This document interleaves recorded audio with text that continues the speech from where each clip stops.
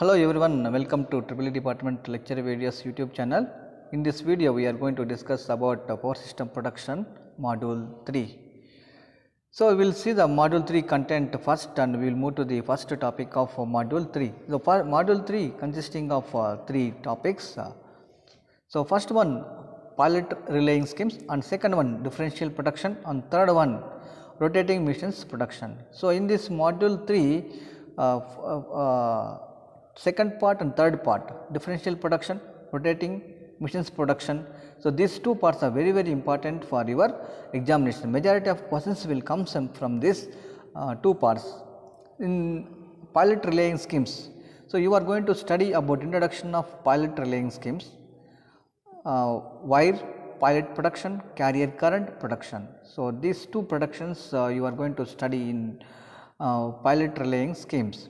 And coming to the differential production, so introduction, differential relaying, simple differential production, percentage or bias differential bias relay differential production of 3-phase circuit, balanced or opposed voltage differential production.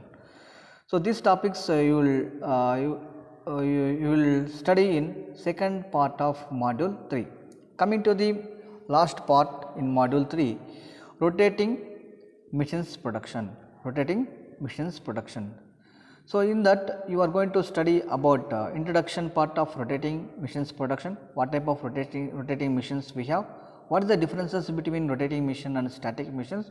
So, those things introduction you are going to learn, and production of generators and transformer and bus zone production. In that introduction, transformer production, bus zone production, frame leakage production. So, this is the syllabus of module 3.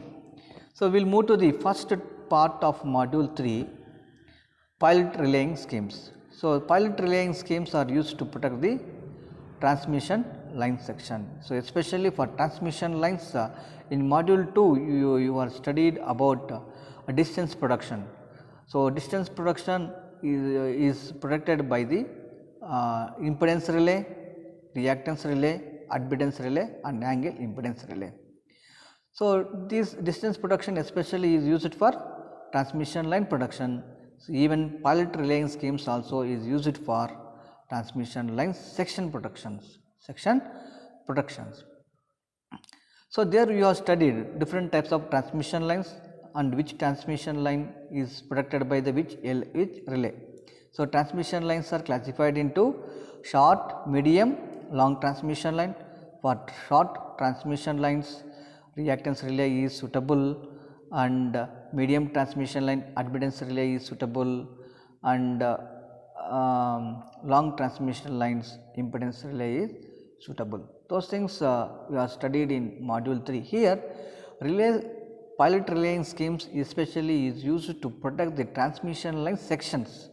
The protection of transmission line sections we are going to protect by using pilot relaying schemes. What is meant by pilot? First of all, you should understand what is the pilot. So, pilot means you can call it as a driver. So, in local word, pilot means it is called a driver.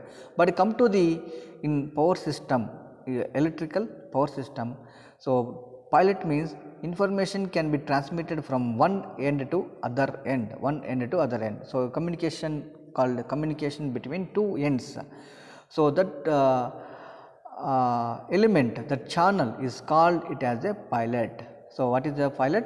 Information can be transmitted from one end to another end. So, information is transmitted from one end to another end. So, you can also call carrying the information from one end to another end. That channel is known as pilot. So, these pilots are, we have 3 types of pilots. One is wire pilot, carrier current pilot, microwave pilot. So, these are 3 pilots. So, we have, so these pilots are using in different position of transmission line section production. So, we will see how what basis these pilots are divided. So, first one Wire pilot. So, wire pilot is divided based on the frequency and distance.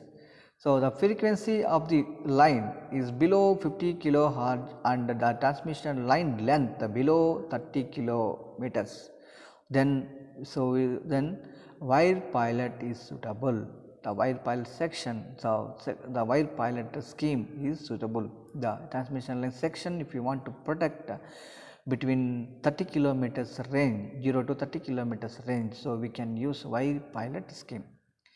Coming to the carrier current pilot scheme. So, this carrier current pilot scheme, the frequency level, the frequency range is 50 kilohertz to 700 kilohertz, and the distance is 30 to less than 150 kilometers range.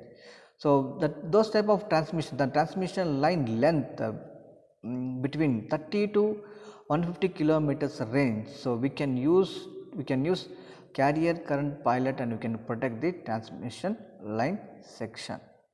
Okay. Next one, microwave pilot. It is not there in your syllabus, only first two are there, but we can see what basis this microwave pilot are suitable and what basis it will be used. The frequency range 450 to 10,000 megahertz, and the transmission line length more than 150 kilometers. Then so we can use microwave pilot. So, the pilot means which carries the information from one end to another end. That channel is called as a pilot. So, within the 30 kilometers range, if you want to carry the fault, where the fault occurs, how the fault occurs, that information if you want to carry, so we can use the wire pilot scheme.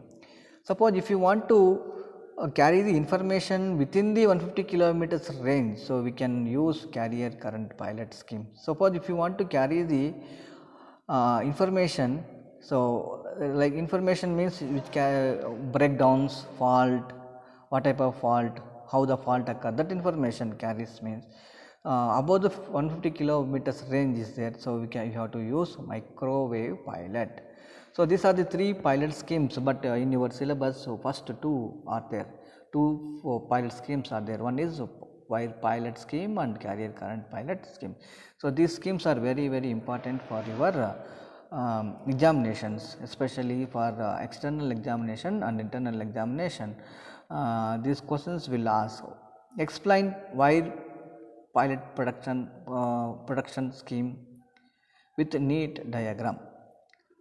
So, wire pilot schemes are classified here again two types. One is circulating current, another one is balanced voltage scheme. So, here circulating current scheme. So, here the two current transformers are connected between two ends. So, pilot means information carries between two ends. So, one end connected one current transformer, another end connected one another transformer. Between we have connected two relays here. So, the current transformer senses the circulating current. So, that is in the current circulating current scheme. So, current transformer is used to measure the high currents. The currents are high.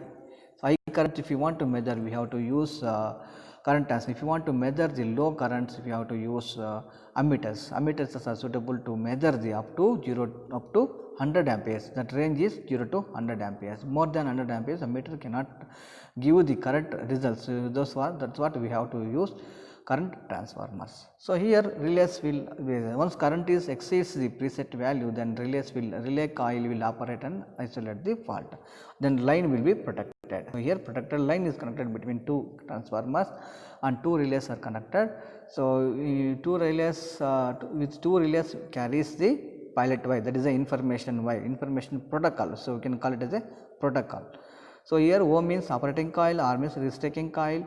So, whenever fault occurs, operating coil will operate and isolate the fault. Whenever fault clears, restraining coil R. So, R is mentioned in these two relays. So, R which restaking coil will operate and close the relay and continue the supply. So, this is the, so here circulating current based on the current, so this circulating current scheme will works. So next scheme, balanced voltage scheme. So in balanced voltage scheme, so similarly circulating current scheme it will work, but relays are connected in different fashion compared to the circulating current scheme. So here also two current transformers are connected between two ends and two ends of the protected line, and pilot wires are connected between relays. So each current transformer will have one relay. So here one relay, again here one relay. So this operating coil and restricting coils are interchanged compared to the circulating current scheme here. So whenever fault occurs, circulating current will be more. So circulating current flowing through this pilot wires are more than. So here operating coil will sense the current value and it will operate and it will isolate the fault. Suppose if the fault occurs here, so this operating coil will this relay operating coil will sense and it will clear the, it will open the circuit, entire circuit.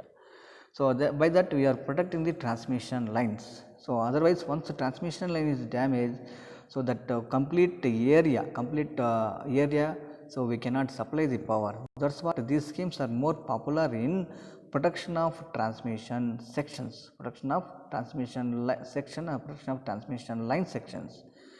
Okay. So here restricting coil, what will happen? Restricting, once the fault is clear, then restricting coil will sense the current value and so it will continue the supply to the other end. So for starting end here and ending secondary end here. Okay, so this is how transmission lines are protected. So which is based on 30 kilometers range. So if you want to go for more than 30 kilometers range, we have to use carrier current protection. So we'll discuss about carrier current protection in next video. Okay, thank you everyone.